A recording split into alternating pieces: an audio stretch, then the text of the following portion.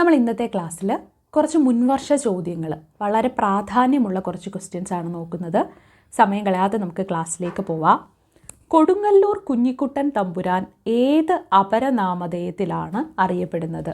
ഏത് അപരനാമധേയത്തിലാണ് കൊടുങ്ങല്ലൂർ കുഞ്ഞിക്കുട്ടൻ തമ്പുരാൻ അറിയപ്പെടുന്നത്? കേരള വ്യാസൻ എന്നാണല്ലേ. കേരള വ്യാസൻ എന്ന അപരനാമത്തിൽ അറിയപ്പെടുന്നത് ആരാണ്? കൊടുങ്ങല്ലൂർ കുഞ്ഞിക്കുട്ടൻ തമ്പുരാനാണ് കേരള വ്യാസൻ എന്ന അപരനാമത്തിൽ അറിയപ്പെടുന്നത്. ക്ലിയർ ആയല്ലോ? കൊടുങ്ങല്ലൂർ കുഞ്ഞിക്കുട്ടൻ തമ്പുരാനാണ് കേരള വ്യാസൻ എന്ന അപരനാമത്തിൽ അറിയപ്പെടുന്നത്. ഇപ്പോൾ കേരള വാത്മീകി, കേരള കാളിദാസൻ, അങ്ങനെ ഓരോ അപരനാമത്തിലും അറിയപ്പെടുന്നത് ആരാണ് എന്ന ഡീറ്റെയിൽ ആയിട്ടുള്ളൊരു വീഡിയോ നമ്മൾ ചെയ്തിട്ടുണ്ട്. ആ ഒരു ക്ലാസ് എല്ലാവരും ഒന്ന് എടുത്ത് കാണാനായിട്ട് ശ്രമിക്കുക.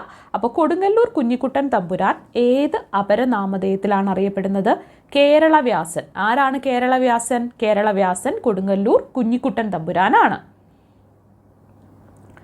കൊലയാനയുള്ളപ്പോൾ കുഴിയാന മതിക്കുക എന്ന പഴഞ്ചൊല്ലിൻ്റെ ആശയം എന്താണ്? എന്താണ് കൊലയാനയുള്ളപ്പോൾ കുഴിയാന മതിക്കുക എന്ന പഴഞ്ചൊല്ലിൻ്റെ ആശയം എന്താണ്? ശക്തരുള്ളപ്പോൾ ദുർബലർ അഹങ്കരിക്കുക. എന്താണ് കൊലയാനയുള്ളപ്പോൾ കുഴിയാന മതിക്കുക എന്ന പഴഞ്ചൊല്ലിൻ്റെ അർത്ഥം എന്താണ്? ശക്തരുള്ളപ്പോൾ ദുർബലർ അഹങ്കരിക്കുക. നോക്കിക്കേ, കൊലയാനയുള്ളപ്പോൾ കുഴിയാന മതിക്കുക എന്ന പഴഞ്ചൊല്ലിന് ആപത്ത് വരുമെന്ന് വിചാരിച്ച് ഭയന്നിരിക്കുക എന്നൊരർത്ഥം ഉണ്ടോ? ഇല്ല. സ്വന്തം ശക്തി മറന്ന് പ്രവർത്തിക്കുക ഉണ്ടോ? ഇല്ല. സ്വയം മറന്ന് അഹങ്കരിക്കുക, അതിനേക്കാളിലും ഏറ്റവും ചേരുന്നത് എന്താണ്?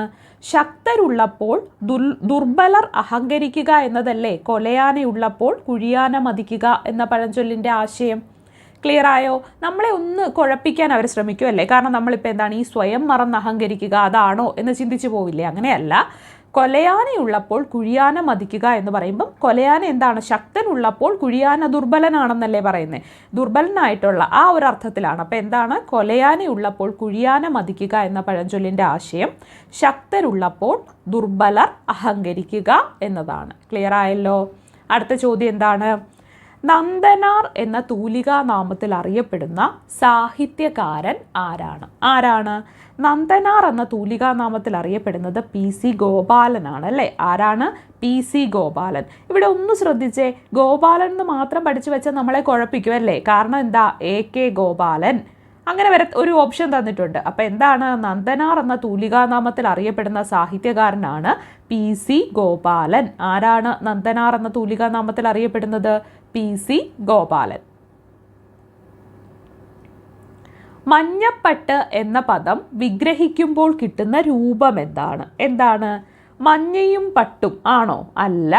മഞ്ഞയുടെ പട്ട് ആണോ? അല്ല. മഞ്ഞയിലെ പട്ടാണോ? അതുമല്ല. അപ്പം എന്താണ്?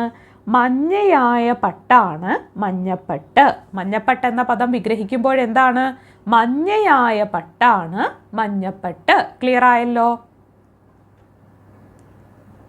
കന്മദം പിരിച്ചെഴുതുമ്പോൾ ശരിയായി വരുന്ന രൂപം ഏതാണ്? കന്മദം പിരിച്ചെഴുതുമ്പോൾ ദാണ്ടെ കൽ അധികം മദം, കൽ അധികം മദം. ഇവിടെ ഇല്ലല്ല, ശ്രദ്ധിക്കുക, ല് ആണ്. കല്ല് അധികം മദം, കന്മദം, അങ്ങനെയാണ് വരുന്നത് കേട്ടോ. അപ്പോൾ കന്മദം പിരിച്ചെഴുതുമ്പോൾ വരുന്നത് ഒന്നാമത്തെ ഓപ്ഷനാണ്. ചിന്തിക്കാതെ പ്രവർത്തിക്കുക എന്ന അർത്ഥത്തിൽ പ്രയോഗിക്കാവുന്ന ഒരു പഴഞ്ചൊല്ല് ഏതാണ്? ചിന്തിക്കാതെ പ്രവർത്തിക്കുക ഏതാണ്? ഉപ്പു തിന്നവൻ വെള്ളം കുടിക്കുന്നതാണോ? അല്ല. നിത്യാഭ്യാസി ആനയെടുക്കുന്നതാണോ? അല്ല. കാള പെറ്റെന്ന് കേട്ട് കയറെടുത്തു അല്ലേ. ചിന്തിക്കാതെ പ്രവർത്തിക്കുക എന്നതിന് പൊതുവേ നമ്മൾ ഉപയോഗിക്കുന്ന ഒരു പഴഞ്ചൊല്ലാണ് കാള പെറ്റെന്ന് കേട്ട് കയറെടുത്തു. എന്താണ്? കാള പെറ്റെന്ന് കേട്ട് കയറെടുത്തു. അതാണ് ചിന്തിക്കാതെ പ്രവർത്തിക്കുക എന്ന അർത്ഥത്തിൽ പ്രയോഗിക്കാവുന്ന ഒരു പഴഞ്ചൊല്ല്. ഏതാണ്? കാള പെറ്റെന്ന് കേട്ട് കയറെടുത്തു. ചുവടെ ചേർത്തിരിക്കുന്നവയിൽ ശരിയായ വാക്യം ഏതാണ്? നോക്കാം. ഏകദേശം 50ഓളം ആൾക്കാർ പ്രകടനത്തിന് വന്നു. ഇവിടെ ഈ ഏകദേശവും 50ഓളവും അത് തമ്മിൽ ചേരുന്നുണ്ടോ? ഇല്ല. അപ്പം അത് തെറ്റാണ്.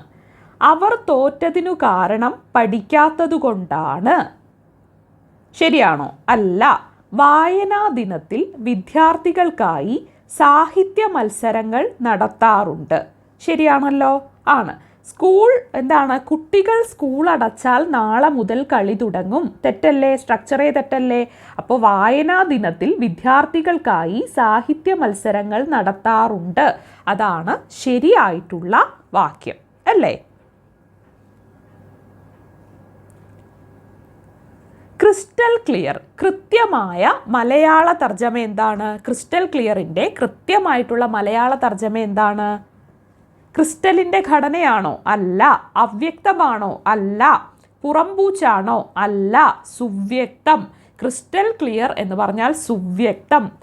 ക്രിസ്റ്റൽ ക്ലിയർ ആണ്, അവൻ്റെ അഭിപ്രായങ്ങൾ എന്താണ്? ക്രിസ്റ്റൽ ക്ലിയർ ആയിട്ടുള്ള അഭിപ്രായങ്ങളാണെന്നൊക്കെ ചിലർ പറയാറുണ്ട്. അപ്പോൾ ക്രിസ്റ്റൽ ക്ലിയർ എന്ന് പറയുമ്പോൾ സുവ്യക്തം. എന്താണ്? ക്രിസ്റ്റൽ ക്ലിയർ സുവ്യക്തം എന്നാണ് അർത്ഥം. കേരള പാണിനീയം എന്ന വ്യാകരണ ഗ്രന്ഥം രചിച്ചത് ആരാണ്? AR രാജരാജവർമ്മയാണ് കേരള പാണിനീയം എന്ന വ്യാകരണ ഗ്രന്ഥം രചിച്ചത്. ആരാണ്?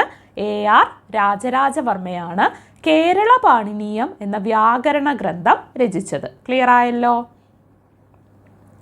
ആപത്തിനുമേൽ ആപത്തു വരിക എന്നതിന് തുല്യമായിട്ടുള്ള ശൈലി ഏതാണ്? ആപത്തിനുമേൽ ആപത്തു വരിക എന്നതിന് തുല്യമായ ശൈലി ഏതാണ്? ഇടി വെട്ടിയവനെ പാമ്പ് കടിക്കുക അല്ലേ? ആപത്തിനുമേൽ ആപത്ത് വരിക എന്നതിന് തുല്യമായ ശൈലിയാണ് ഇടി വെട്ടിയവനെ പാമ്പ് കടിക്കുക. ഇഞ്ചി കടിക്കുകയല്ല, അടി തെറ്റിപ്പോവുകയല്ല, ഉരുളക്കുപ്പേരിയല്ല, ഇടി വെട്ടിയവനെ പാമ്പ്